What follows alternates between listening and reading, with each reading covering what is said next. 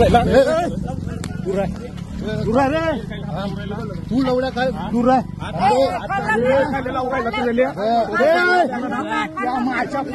चांगला राय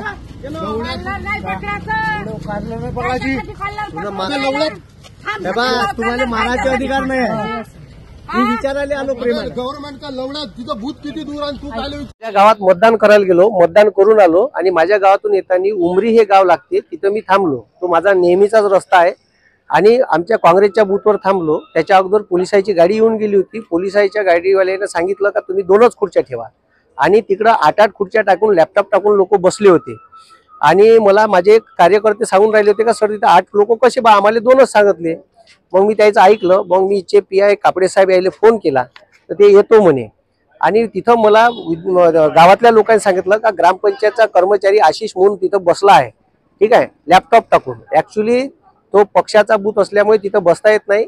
कलेक्टर साहेबांनी आणि SDO साहेबांनी BLO साठी आतमध्ये जागा दिली आहे आणि सरकारी कर्मचाऱ्याला त्याच्या बूथवर बसायचा अधिकार नाही आहे हे नसताना मी त्याला फक्त विचारायला जाऊ बा मी काही एकही शब्द बोललो नाही अर्ध्या रस्त्यात गेलो नाही मेन रस्त्यावरच 2 बूथ एका समोर एक असे लागले होते तर सरळ तो गुंडा प्रवृत्तीचा आणि आमदार पंकज भोयरचा पिलांटू सचिन खोशे यानं सरळ आणि त्याच्यावर क्रिमिनलचे बरेचसे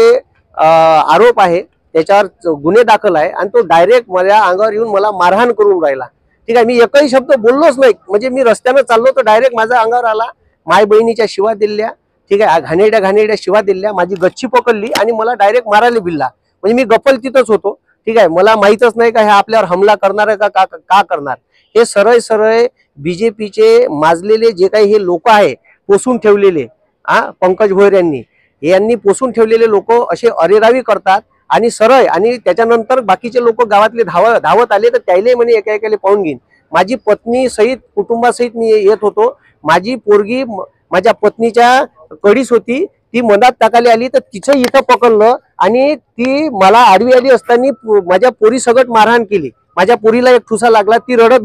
रडून राहिली होती माझी पत्नी मनात आली असताना तिला ओढताण केली आणि तिलाही शिवीगाळ केली अशा प्रवृत्तीचे लोक इथं महाराष्ट्रात राज करून राहिले आणि या वर्धेत सुद्धा याचा गुंडाराज सर्रास चालू आहे आणि त्याच्यावर एक प्रदेश प्रवक्ता राष्ट्रवादीचा असताना माझ्यावर त्यांनी हमला केला म्हणजे तुम्ही विचार करा मी एकही शब्द बोललोच नाही म्हणजे मी डायरेक्ट रस्त्यानं मधातून चाललोच होतो तर डायरेक्ट माझ्यावर हमला केला आणि हे योग्य आहे का हे मतदारांनीच लक्षात घ्यावं याची गुंडा प्रवृत्ती भ्रष्टाचार प्रचंड माजलेला आहे आणि हे सरळ अरेरावी करत आहे मी काही एकही शब्द बोललो नसताना ही मारझोड केलेली आहे ठीक आहे आणि सरळ त्याच्यानंतर पुन्हा एक ठाकूर म्हणून तिथं माणूस आहे एक जवादी म्हणून स्त्री आहे ती सरळ माझ्या अंगावर आली मला शिवीगाळ करू लागली आई बहिणीच्या शिवा दिल्या घाणेरड्या मी ऐकूनच राहिलो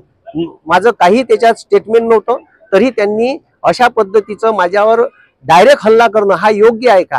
हे लोकांनी समजून घ्यावं आणि आता याच्यावर मी रिपोर्ट द्यासाठी पोलीस स्टेशनला आलो आहे ठीक आहे म्हणजे अक्षरशः हे प्रशासनाला ऐकत नाही आणि प्रशासन झोपीत होतं का तिथं ग्रामपंचायतचा कर्मचारी लॅपटॉप घेऊन पंकज भोयरच्या बूथ मध्ये बसून आहे आणि तिथून पावत्या वाटून राहिला